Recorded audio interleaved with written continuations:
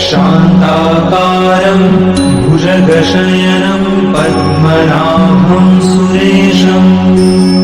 विश्वाधारं गगनसदृशं मेघवर्णं शुभांगं लक्ष्मीकान्तं कमलनयनं योगिभिर्ध्यानगम्यं वन्दे विष्णुं भवभयहरं सर्वलोकैकनाथम् शान्ताकारं भुजगशयनं पद्मनाभं सुरेशं विश्वाधारं गगनसदृशं मेघवर्णं शुभांगं लक्ष्मीकान्तं कमलनयनं योगिभिर्ध्यानगम्यं वन्दे विष्णुं भवभयहरं सर्वलोकैकनाथम्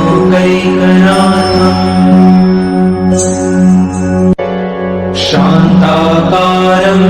भुजगशयनं पद्मनाभं सुरेशं विश्वाधारं गगनसदृशं मेघवर्णं शुभांगं लक्ष्मीकान्तं कमलनयनं योगिभिर्ध्यानगम्यं वन्दे विष्णुं भवभयहरं सर्वलोकैकनाथम्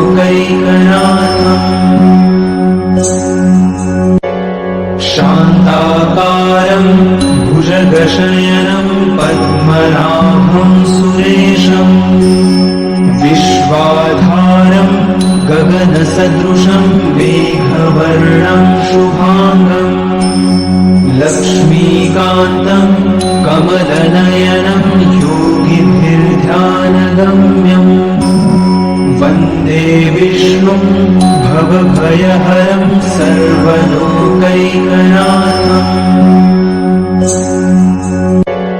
शान्ताकारं भुजगशयनं पद्मनाभं सुरेशं विश्वाधारं गगनसदृशं मेघवर्णं शुभांगं लक्ष्मीकान्तं कमलनयनं योगिभिर्ध्यानगम्यं वन्दे विष्णुं भवभयहरं सर्वलोकैकनाथम्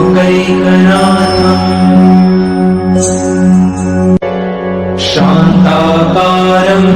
भुजगशयनं पद्मनाभं सुरेशं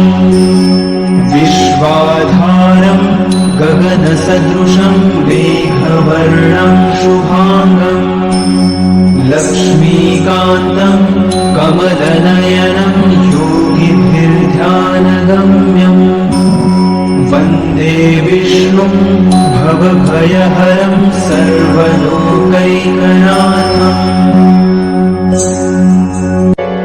शान्ताकारं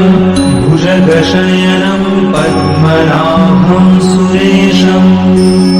विश्वाधारं गगनसदृशं मेघवर्णं शुभांगं लक्ष्मीकान्तं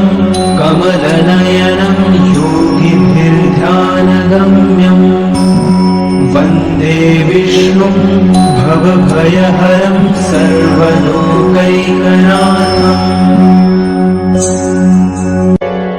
शान्ताकारं भुजगशयनं पद्मनाभं सुरेशं विश्वाधारं गगनसदृशं मेघवर्णं शुभांगं